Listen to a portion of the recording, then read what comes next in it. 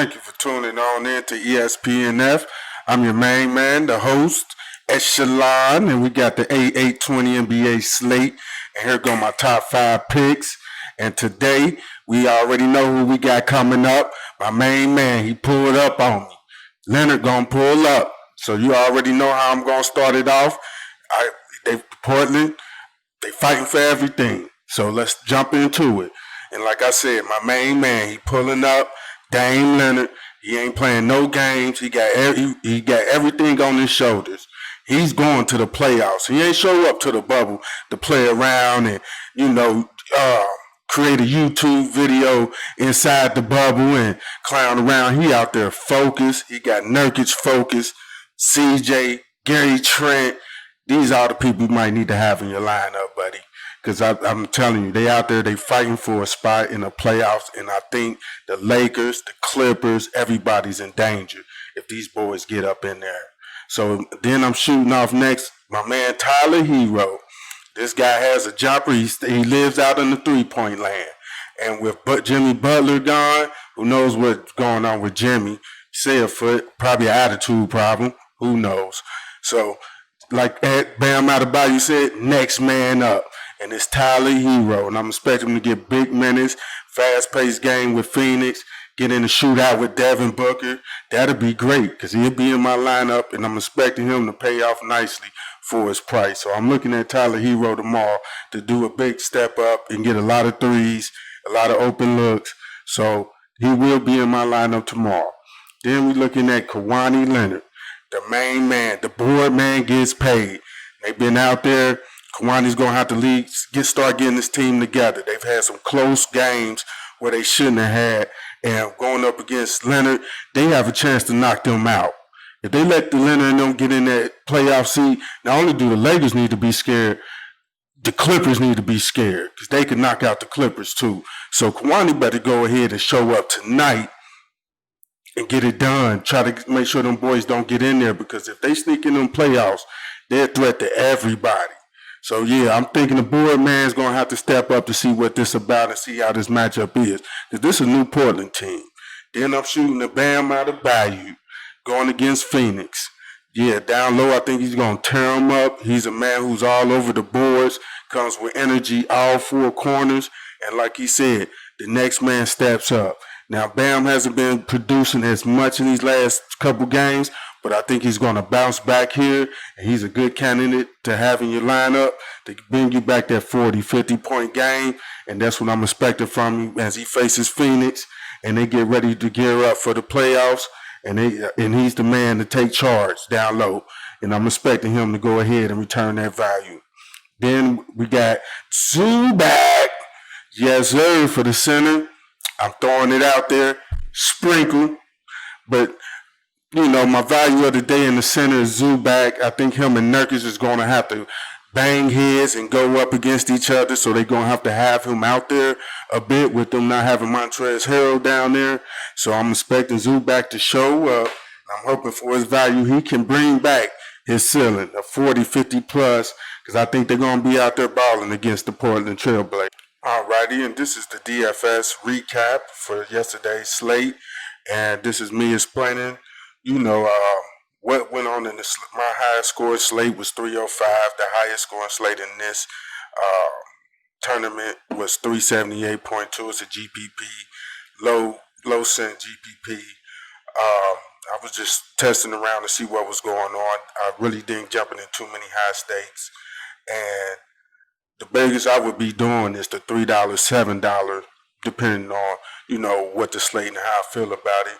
But I had mentioned De'Aaron Fox came through, Joe Morant, they didn't hit their ceiling.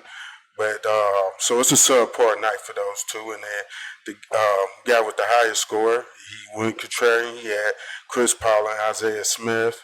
We both had Karis LeVert, who definitely got there. Then I pivoted on to Dort, who actually gave me a good return for his value.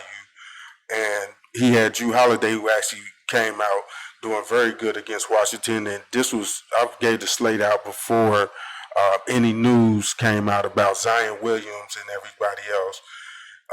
So I had to mix it up because Zion was in one of my top five. So I had to pivot. I pivoted to Ingram, who didn't return value.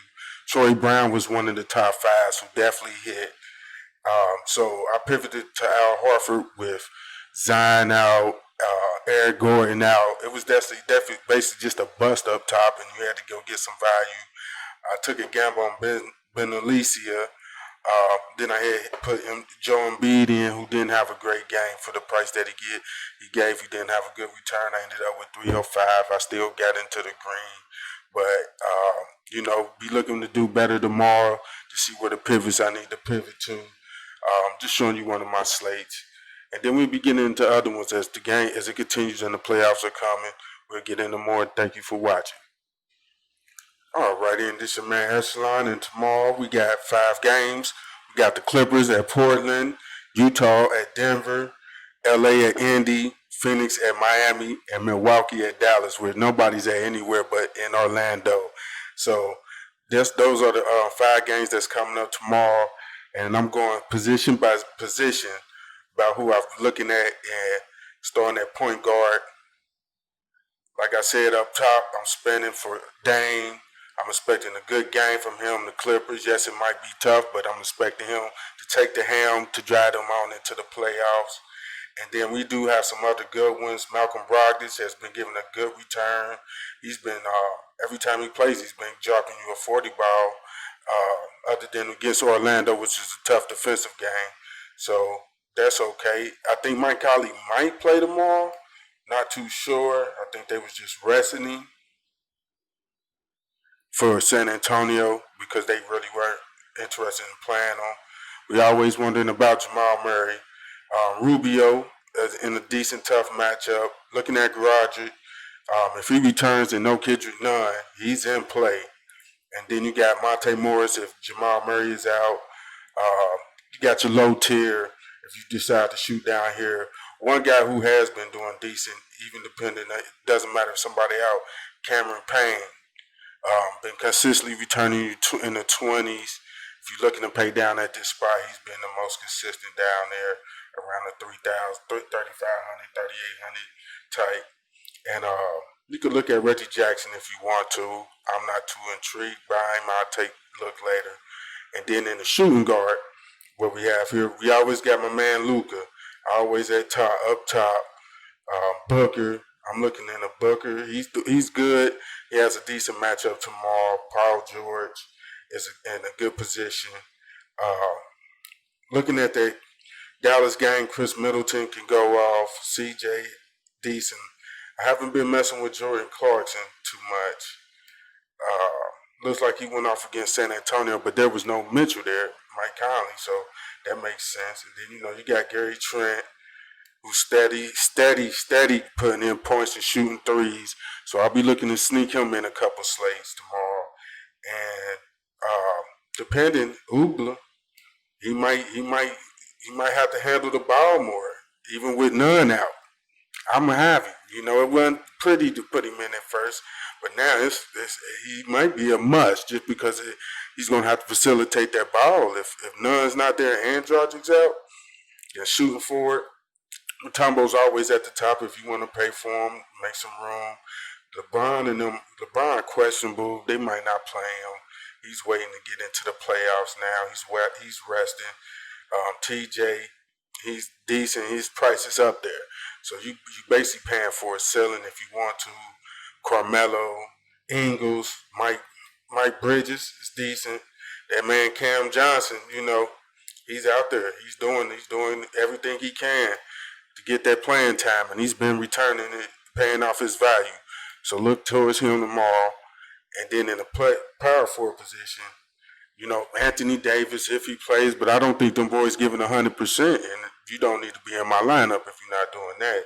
So I would move to Porzingis, Michael Porter Jr. He's a check already. Bam, Kuzma if AD doesn't play, and you can look towards like a guy like Jeremy Grant also. Paul Millsap is out, and then just wait for the news from that point on, and then looking at center, center. You know, you got Yoke at top, decent matchup with Utah. Nurkic, good matchup with the LA. He could definitely go off in LA. Aiton's been hounding. Aiton's been returning great value 50s. And I had him last slate, and he had dropped that 50. It's a decent matchup. You got Lopez, Zubac, and Kyle Olynyk.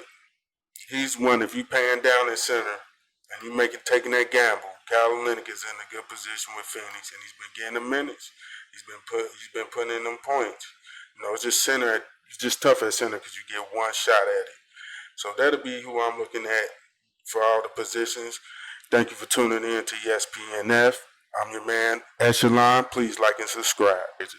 And here are the mentions and studs of the day. And here are the value picks of the day.